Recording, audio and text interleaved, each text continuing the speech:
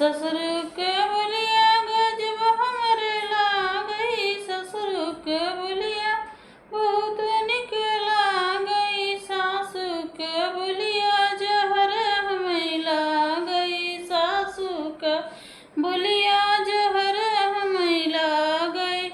हे निमिया कहे के तीत तोरी पतिया, हे निमिया कहे के तीत तोरी पतिया। जेठवा के बोलिया बहुत निक लागई, जेठवा के बोलिया बहुत निक लागई, जेठानी के बोलिया करजा मोरे लागई, जेठानी के बोलिया करजा मोरे लागई। हे निमिया कहे के तीत तोरी पतिया, हे निमिया कहे के तीत तोरी पतिया।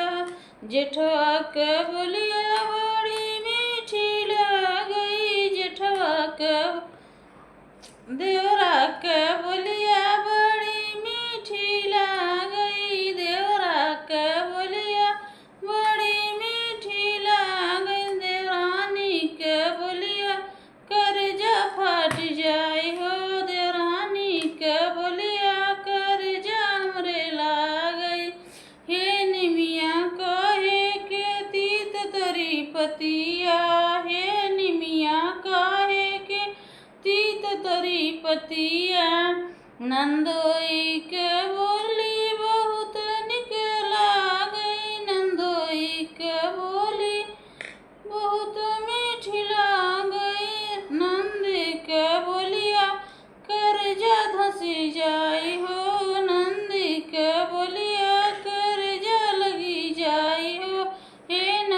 हे निमिया कहे के तीत तोरी पतिया, हे निमिया कहे के तीत तोरी पतिया।